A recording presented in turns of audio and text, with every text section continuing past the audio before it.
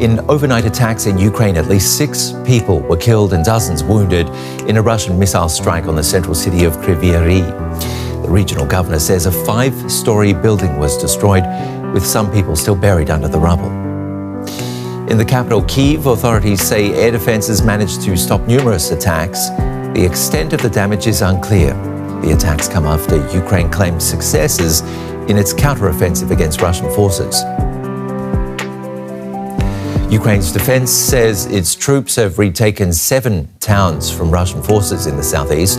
The gains reported over the last week are part of Kyiv's new effort to push back occupying Russian forces. The towns are in the Donetsk and Zaporizhia regions, which Russia illegally annexed last year. Ukrainian troops released this video, which they say shows them posing with their flag in Storoshevir in Donetsk. Russia's military claims to have repelled Ukraine's attempts to advance in the area. In his nightly address, Ukrainian President Volodymyr Zelenskyy said despite rain and fighting, his troops were making progress on the battlefield. The battles are fierce, but our movement is underway, and that is crucial. The enemy's losses are exactly what we need. And although the weather these days is unfavorable, the rains complicate our task. Nevertheless, the strength of our soldiers yields results, and I am grateful to each and everyone who is currently in combat, to everyone who supports our combat brigades in the respective ways. I asked military analyst Mike Martin from King's College London how he views the progress Ukrainian forces say they're making. I think the reason Ukraine is citing, towns or villages, settlements that it's taken back, is it's a very easy metric to communicate to its Western backers that progress is being made.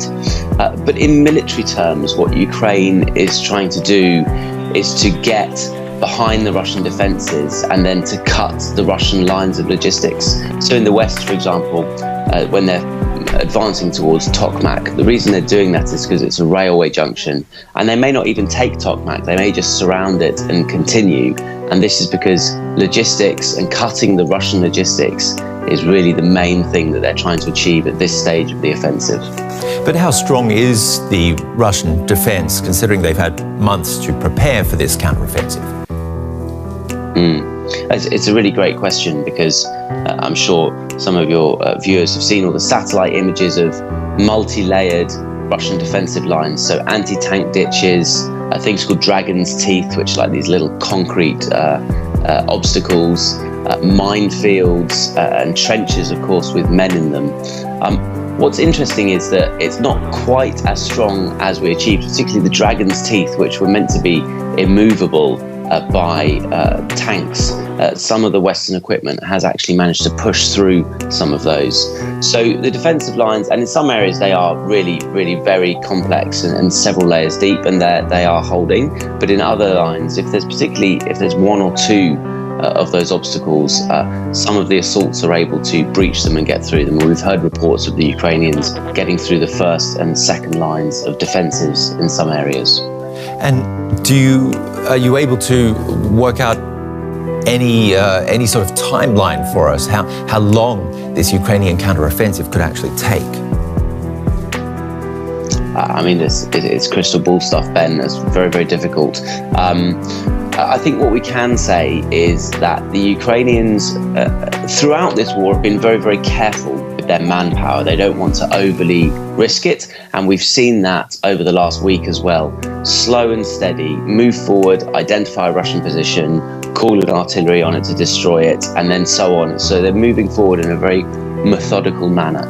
But they've got a hard stop. So come October, November, you heard Volodymyr Zelenskyy talking in your package there about the rains. Well, those in October, November will be so severe, and the winter will be coming in, that will put a hard stop to the offensive. So they need to make progress in the next 4 months. Okay, I also mentioned reports of a Russian missile attack on the Ukrainian city of Kryvyi Rih. From a Russian perspective, is there any strategic reason for such attacks? None whatsoever. Russian attacks on Ukrainian civilian targets, as well as being war crimes, they're completely ineffective. The Russian thinking goes something like this. The Ukrainians are a lower type of human than we are, and if we bomb the civilians, they'll panic and attack and cease their military activity. But of course the opposite happens. The civilians rally round and become more defiant and more supportive of the Ukrainian military, who is defending them from these Russian attacks. So it's really silly, and the Russians should be using those munitions to attack Ukrainian military formations. Mike Martin, thank you very much for putting that all into context for us from King's College London. Thank you. And DW Russia analyst Konstantin Eggert joins us from the Lithuanian capital Vilnius. Good to see you there. Mike Martin just described the ineffectiveness of attacks like in Kryvyi Rih. How are such attacks justified back in Russia? Well, there is no need for justification for Putin. He just does what he does. The interesting thing for me is that Kryvyi Rih is the birthplace of President Volodymyr Zelenskyy. He was born there in 1978. So it may be a symbolic strike, but then again, it's a major industrial city. It's one of the capitals of Ukrainian metallurgy. So there may be some kind of theoretical reasons behind it, but I totally agree. As a former officer, I agree with Mr. Martin. I think that the bulk of the thinking behind this shelling is actually just scaring the population into submission. I think it's interesting. Monday was Russia Day, the country's national day, and President Putin said that this is a difficult time, but appealed to Russians' patriotic pride. How much longer are Russians going to accept the costs of this war? Well, it'll take a long time. The costs are still fairly light. If you look at the biggest cities of Russia, like Moscow, St. Petersburg, the population is kept in the dark about the real losses of the Russian army. And frankly speaking, it's the majority of it, according to recent polls, shows no interest in this war. 50% of the population do not follow the war. So in such circumstances, I don't think it will be very difficult for Putin to continue his policy. Some interesting figures there from DW Russia analyst Konstantin Eggert. As always, thank you for the insights. Thanks.